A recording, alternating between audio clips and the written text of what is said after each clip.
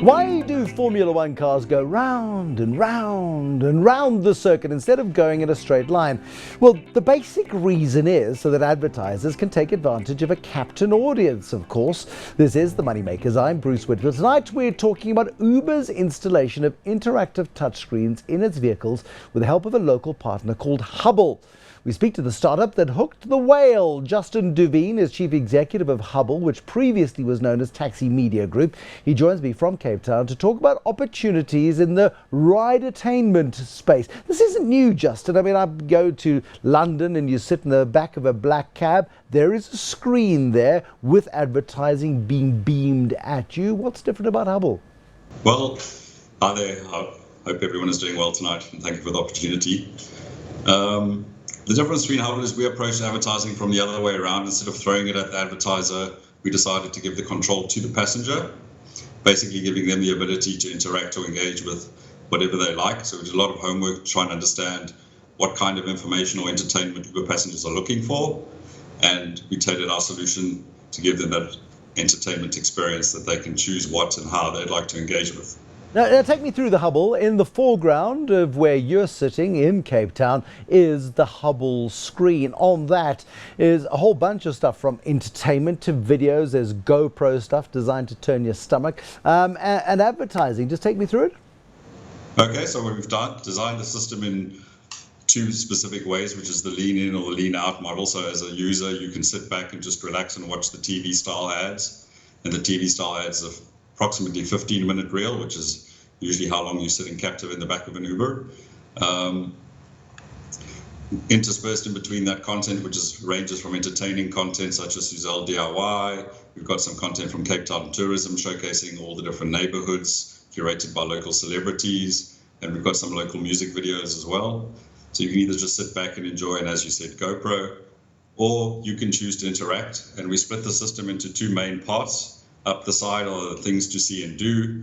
So whether you're looking for a restaurant to go and have something to eat, or you're looking for a bar or something during the day like a wine farm to go and visit, or a shop or service that you're after, all of that can be found on the screen. The wonderful thing about it is it's geo-sensitive and weather sensitive, so it has the technology to provide the right kind of information at the right time. And around the bottom, those are basically our big brand engagement buttons. So behind there's a full HTML5 website. We've had games before, competitions where you can win a trip to the Seychelles. It shows videos. It's a very flexible system and is wonderful to use for lead generation too. Now, is it possible for the passenger to switch it off? Because some of us sit in the back of a cab and we have our own mobile devices. We have the games we choose. We have access to the internet and we can watch what we want to do. We want to sit on our laptops and pretend we're being chauffeur driven by Uber in the back of the car. Can we switch it off? Yes, well, at the moment, we've got two settings, which is a volume button, so you can turn the volume right down, and a brightness button, which you can turn right down, so it turns the screen pretty much off. And at the moment, we're busy working on a technology to have an off switch, which will be launched within the next couple of weeks. At the same time, while you want to be able to be in a space where you have a captive audience, you also don't want to antagonize that audience at all. Yes, so we make sure that we please the audience. We don't show any content that could be discriminatory or offensive in any way. We're staying away from adult content completely or gambling type of things. So we're very much staying in a clean environment space to make sure we please all the passengers. Who's determining the standards that you operate on? Does Uber have final say as to what goes into their cars? Yes, they do have final say, but they've pretty much given us guidelines to follow. So as long as we follow those guidelines, we're fine. Is this something that you can leverage elsewhere in the world? Is it being done with Uber, in partnership with Uber, anywhere else? At this stage, no. So we're very lucky and fortunate in that circumstance. We're hoping to partner with Uber and take this global with them. So we're seeing this as our proof of concept, and it's going exceptionally well. What's the technology behind it? I mean, this is live streaming of content from a central database, is it? Yes, well, it works on that sort of concept, but in Africa, we found that because internet connectivity is not as freely available all the time as we'd like it, that streaming ability would result in that buffering circle, which nobody likes. No. So essentially, we looked for a solution that could solve that problem. So we have a content management type system. We push all the content down to the system. And then using playlists, we play the relevant content, which ensures it's responsive and the user gets a great experience. In the same sort of way as DSTV will push a fixed number of movies onto their blockbuster channel, you do it in that same sort of way? Yes, exactly. So we have a central server, so we upload content onto that server, and then it's pushed down onto groups or even individual devices, whichever we choose. It's a big evolution, though, from going from taxi ranks, where you've got big screen TVs, hoping that people on their daily commute will be inspired enough to look up at the screen and be motivated to buy a product. There's no way of measuring eyeballs. There's no way of measuring engagement. This is the next generation of targeting very specific customers. Yes, well, an Uber audience is a very specific demographic. As you know, most of them have smartphones in order to access the Uber app, and over 90% use credit card. So that's a specific LSM that a lot of advertisers are looking to reach. And we're offering a great tracking system, which looks at every single touch that happens on the system, where it happens, and we can provide those reports back to advertisers, showing them great return on investment and also ways that they can help improve to better engage passengers in the future.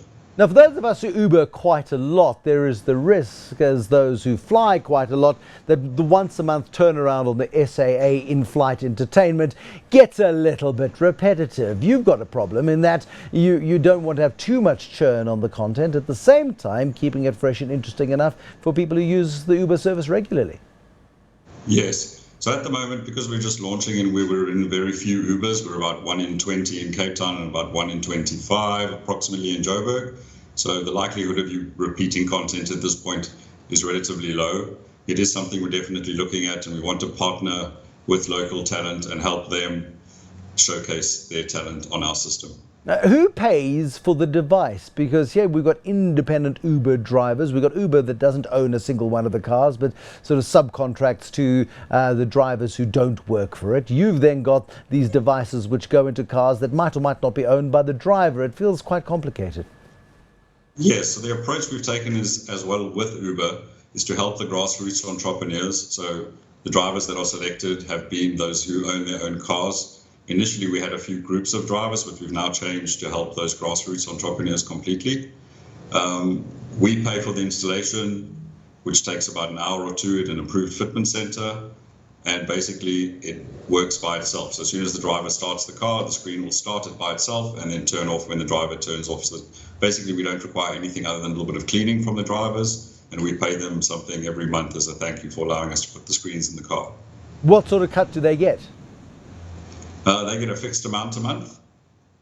Are we talking in the hundreds? We're talking in the thousands. I mean, just how lucrative is it for an Uber driver to host your content? It's in the hundreds. Okay. So it's a decent chunk of extra cash for them. They're very happy. And they've also found that ratings have gone up since they've installed the screens. How does that work? Explain. So after every Uber trip, you're asked to rate your ride. Mm. And those particular drivers who installed the screens found that their ratings actually went up after they put in the screens, and passengers loved it. Well, passengers aren't talking to the driver anymore, so there's less to criticise. But look, it's an interesting experiment in South Africa. You say 1 in 20 and 1 in 25 in Joburg, which suggests what? You have about 400 devices in cars, 500 devices in cars so far? Yeah, close to that. And how much of an advertising proposition is it then? I think I saw Overcut Jewelers as one of your clients on your screen just a moment ago. How does that translate to them getting quality engagement with their customers? Well, it's an ability to reach a particular audience. So an affluent Uber passenger, usually we find even high-level flyers, probably like yourself, I'm sure, use UberX in between meetings and UberX, yes, sorry, yes. Very special occasions. UberX is yes. If there was an Uber Y or Z, I'd take that. But yes, UberX. So is it only in Uber Black, or are you putting it in UberXs as well? The majority of our fleet at the moment is in UberXs, and we have a few Uber Blacks. And we'll look at expanding the fleet in both of those areas so we can offer different LSMs to the various advertisers. What's going to deliver proof of concept of this thing to you? At what point are you going to be sure that it'll work? Well, we launched in September. Uber saw what we were doing, really liked it. They then decided or asked us if they could go ahead and do a market research piece, which meant that they contacted all of the passengers who had experienced a screening in Uber and asked for some feedback from them. The response came back overwhelmingly positive, so much so that they partnered with us at the end of the year, at the end of December. And we're now Uber's preferred in-vehicle entertainment partner. And yeah, we're all very excited about the future. Is there a way of building in a discount to the Uber ride? If you go on a half-hour Uber ride and you watch 15 minutes of content, you get 5% off or something like that?